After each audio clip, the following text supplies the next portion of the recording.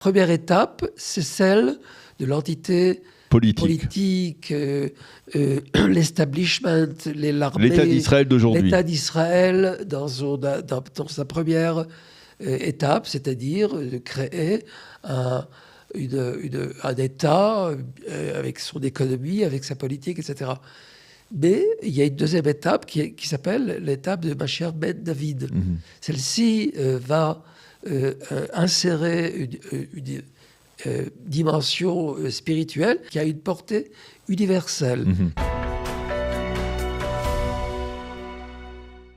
Eh bien, nous avons le plaisir d'accueillir dans notre studio ce matin le professeur Yossi Sharbit. Yossi, bonjour, Boker Tov. Shalom, Boker Tov. Merci d'être venu dans notre studio pour rebondir sur un sujet que j'ai soulevé dans une dernière chronique ici sur Radio Kalita également sur Actualité Juive, qui était lié au messianisme, d'une certaine manière la transformation de ce mot, en particulier, on va dire, dans certains cercles politiques israéliens, un mot qui est devenu presque une insulte aujourd'hui, mais qui renferme, on va dire un des piliers, on va dire, de la foi juive, de la foi bimillénaire du peuple juif,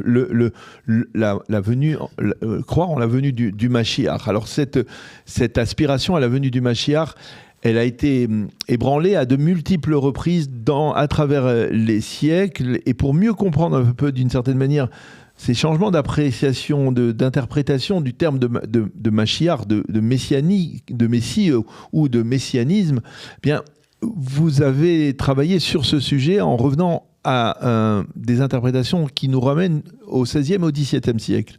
Tout à fait. C'est un sujet majeur, car...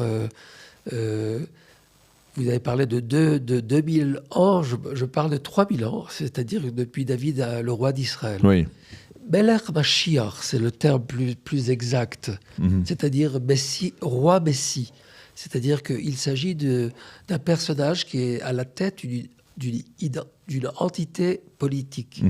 Et c'est-à-dire que la messianité en tant que telle, qui est un des vecteurs principaux de l'identité juive et hébraïque, c'est qui forge la société israélienne, c'est le messianisme qui, lui...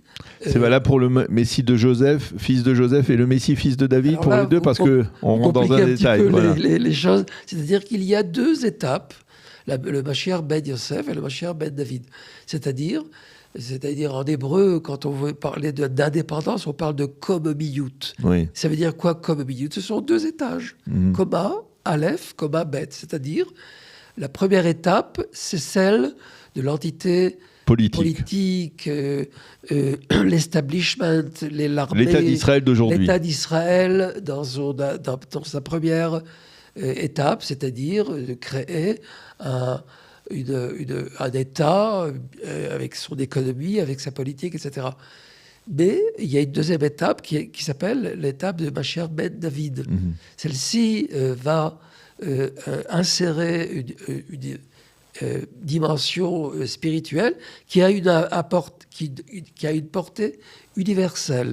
Car le messianisme hébraïque est un messianisme qui a une portée universelle, qui a un impact universel. Maintenant, c'est l'objet d'un livre que je suis en train d'écrire et qui bientôt je vais terminer. Et j'analyse et le vecteur de la Shoah et le vecteur de la Tkouma. Ce sont deux vecteurs de la renaissance du peuple juif sur la terre. Du peuple d'Israël en Eretz Israël. Maintenant, ce thème-là a été bafoué par l'historiographie sioniste, par l'historiographie israélienne. Moi, j'ai grandi en Israël depuis l'âge de 12 ans. Alors, j'étais l'élève de l'éducation nationale d'Israël et j'étais le prof. J'ai enseigné dans des lycées et j'enseigne aussi à l'université. C'est des thèmes qui ont été complètement modifiés, bafoués et malmenés, je dirais. C'est-à-dire que le thème de messianité est un thème qui veut nous dire la chose la plus élémentaire, c'est-à-dire le retour à Sion vers une entité politique israélienne. Celle-ci a une dimension religieuse. C'est pourquoi on parle de Melech Mashiach, le roi Messie. Le roi, qui veut dire l'homme politique, le Premier ministre, le président, qui, lui, est à la tête d'un État qui va avoir une portée messianique, qui veut dire qui va avoir un impact universel. Maintenant, ce qui s'est passé, je voudrais expliquer ma thèse, la thèse que je suis en train d'élaborer, qui veut dire qu'au XVIe siècle vont être créées deux diasporas. La diaspora séfarade, d'une part, à la suite de l'expulsion d'Espagne, et la diaspora ashkénaze après la peste noire, en 1348 et 49. Celle-ci va faire que les Juifs d'Allemagne vont émigrer vers la Pologne et la Lituanie, c'est-à-dire l'Europe orientale.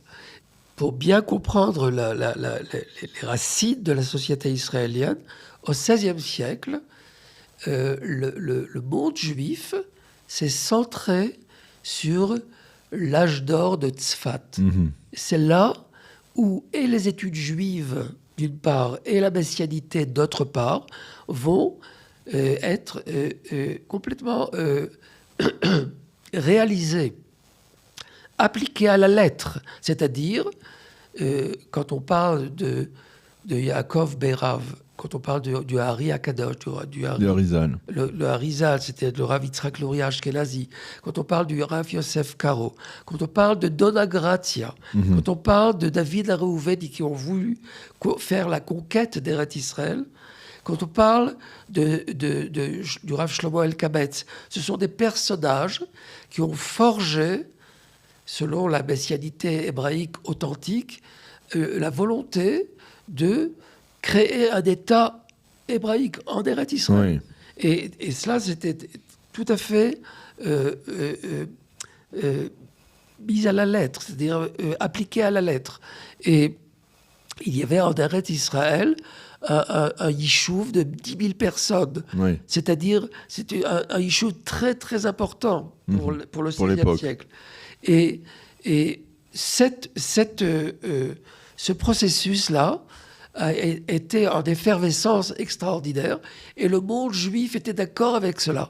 Depuis l'Europe de l'Est et jusqu'aux pays en terre d'islam, et dans l'Empire ottoman et en Afrique du Nord et au Moyen-Orient, les Juifs du monde entier étaient centrés sur cette idée messianique normative, j'appelle cela. Et au XVIIe siècle, il y a eu une grave crise shabbatéenne de Shabtai Tzvi. Oui. C'était une crise qui a complètement démoli l'idée messianique normative, et c'était un événement chaotique qui a fait que le monde juif a été tellement ébranlé par cette crise-là qu'il y a eu deux différentes réactions. Oui. Le monde séfarade a dit « Ok, on s'est trompé, certes, mais ce vecteur-là est tellement élémentaire, tellement fondamental. On va le maintenir. On va le maintenir, on va revenir à l'identité hébraïque, messianique, biblique, qui est celle du retour à Sion. C'est pourquoi cette identité-là n'a pas été ébranlée comme l'identité dans les chrétienne. Maintenant, il faut savoir que c'est pas une question de méchants et de gentils. C'est une question historique et sociologique. Les Juifs en Europe de l'Est ont dit on ne fera jamais à nouveau cette erreur, l'erreur messianique. Oui. C'est-à-dire on ne fera jamais cette erreur, mais il y a eu, c'est le début, on va dire, du repli du judaïsme religieux ashkénaze. Exactement. C'est-à-dire l'orthodoxie que l'on connaît ici en Israël, elle s'est forgée à travers, on va dire, une volonté justement de ne pas retomber dans le piège d'un faux messie. Mais ce n'est pas seulement l'orthodoxie. C'est-à-dire que dans l'orthodoxie elle-même, il y a aussi une dichotomie, par exemple, entre les chassidim et les Mitnagdim. Ah oui. Eux, le Gaon de Vilna, quand il a repoussé le chassidisme, il a repoussé une éventualité de renouveler la messianité chaptaïte. À travers des personnages comme le Baal Shem Tov ou exactement, comme leurs descendants. Lui, il a vu à nouveau une sorte de faux messianisme qui est en train de se forger par le biais du chassidisme. Alors, il faut voir une fragmentation. C'est ça. Alors, c'est intéressant ce point-là, et parce que ça concerne le judaïsme orthodoxe ashkénaze, parce que il y a eu la même réaction avec la Haskalah, et il y a eu la même réaction, dites-moi si je me trompe, avec le sionisme, c'est-à-dire à des siècles différents, c'est-à-dire on va dire 18e siècle, le début de la Haskalah, ou on va dire 19e siècle, le début du sionisme. Tout cela, ça a été des mouvements qui ont été repoussés par le judaïsme ashkénaze à cause, on va dire, de la crise Shabtai. Exactement, Shabtai Tzvi, et je dirais aussi la crise de Spinoza et de Ruy d'Acosta dans le domaine des études juives. Ça veut dire que ce sont les deux vecteurs qui ont subi, les deux vecteurs positifs qui ont subi au XVIIe siècle un tremblement de terre. Mm-hmm. Et c'est pourquoi... ça explique, on va dire, l'attitude aujourd'hui, c'est-à-dire dichotomique dans le monde ashkénaze entre d'un côté exactement. Les orthodoxes que l'on connaît aujourd'hui et la laïcité totale développée justement par les pères fondateurs du sionisme moderne. Pourquoi, afin de devenir sioniste en Europe de l'Est, il fallait sortir de la norme religieuse. C'est ce que dit Manitou d'ailleurs. D'accord. Je suis très influencé par Manitou. J'ai écrit un ouvrage sur Manitou, et il m'a donné à penser, à réfléchir sur les questions historiques et sur une perspective historique. Et en tant qu'historien, j'ai remis les points sur les i, j'ai remis les choses à leur place, et j'ai compris que tandis que dans la diaspora séfarade se forge une identité normative, voici que dans la diaspora ashkénaze, pour des raisons sociologiques, historiques, etc., pas parce qu'ils sont mauvais, ils sont méchants, pas du tout. Ils ont vécu un climat qui est très perturbé, qui a beaucoup perturbé l'identité juive en terre chrétienne. Mm-hmm. Déjà, la chrétienté, elle déjà a relevé l'idée messianique.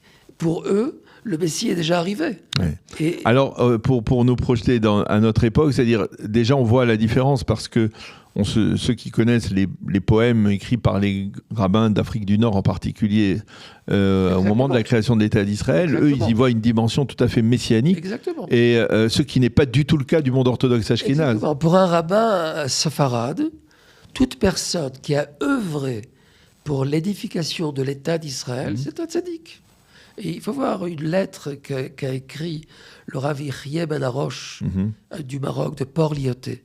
Il écrit à ses élèves qui ont étudié dans une yeshiva ashkénaze antisionistes. Ils ont absorbé des éléments antisionistes. Il leur dit, ne parlez pas de mal de Herzl, de David Ben Gurion et de Chaim Weizmann. Ce sont des grands tzadikim. Ce sont des grands personnages qui ont œuvré pour la renaissance de l'État d'Israël en Eretz Israël. Et toute personne s'ils ont une kippa sur la tête ou pas de kippa sur la tête, ça leur est égal, car le principal, c'est d'œuvrer pour la communauté d'Israël. Et c'est pourquoi cette idée normative du XVIe siècle n'a pas été ébranlée comme elle a été ébranlée dans le monde ashkénaze. Et c'est pourquoi je pense qu'on vient de loin. Et c'est pourquoi il faut être optimiste. Et petit à petit, on est en train de forger une identité hébraïque qui est, elle, une identité universelle et qui va revenir vers et la messianité authentique et normative, et vers les études juives authentiques et normatives. Et c'est pourquoi je pense que... Vous restez optimiste en dépit des difficultés ambiantes. Exactement. Merci beaucoup, professeur Yossi Charbit. Je rappelle à nos auditeurs qui ne savent pas que vous êtes professeur d'histoire à l'université Bar-Ilan. Merci de nous avoir éclairé sur ce sujet passionnant, on va dire, de la messianité, en particulier au XVIe et au XVIIe siècle, et de ses répercussions aujourd'hui dans notre réalité israélienne aujourd'hui. Merci beaucoup. Toda rabba.